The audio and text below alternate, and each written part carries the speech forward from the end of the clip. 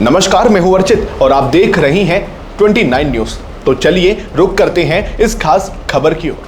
आजादी के मायने क्या हैं और युवाओं की सबसे बड़ी जिम्मेदारी क्या होनी चाहिए, इसी सवाल का जवाब राष्ट्रीय सुरक्षा सलाहकार अजीत डोभाल ने पुणे में आयोजित एक कार्यक्रम के दौरान दिया। इस कार्यक्रम में केंद्रीय गृह मंत्री अमित शाह भी मौजूद रहे। अपने संबोधन में अजीत डोभाल ने कहा, युवाओं को यह समझना होगा कि आजादी का मतलब केवल अपनी मर्जी से कुछ भी करने की मनमानी नहीं है। उन्होंने आगे कहा, युवा आजादी को केवल अपनी इच्छा के अनुसार कुछ भी करने की स्वतंत्रता समझ सकते हैं, लेकिन आजादी का वास्तविक अर्थ ये नहीं है। हमें यह समझना होगा कि देश की आजादी के पीछे एक लंबा संघर्ष और इतिहास रहा है। एनएसए ने कहा कि आज के युवाओं को राष्ट्र हित को सर्वोच्च प्राथमिकता देनी चाहिए। उनके अनुसार हर युवा को खुद से यह संकल्प लेना चाहिए कि वह केवल देश के हित में काम करेगा। यदि व्यक्ति लाभ और राष्ट्र हित के बीच चुनाव करना पड़े तो राष्ट्र हित को प्राथमिकता मिलनी चाहिए।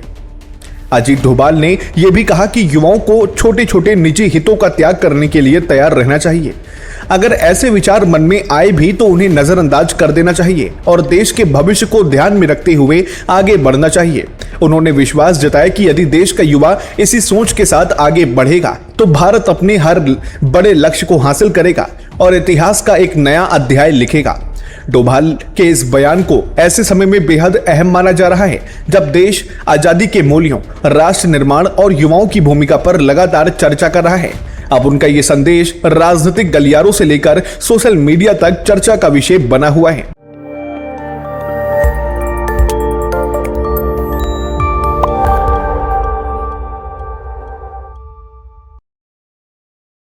नमस्कार, मैं हूं अर्चित और आप देख रही हैं 29 न्यूज। तो चलिए रुक करते हैं देश और प्रदेश की मुख्य 10 बड़ी खबरों की ओर।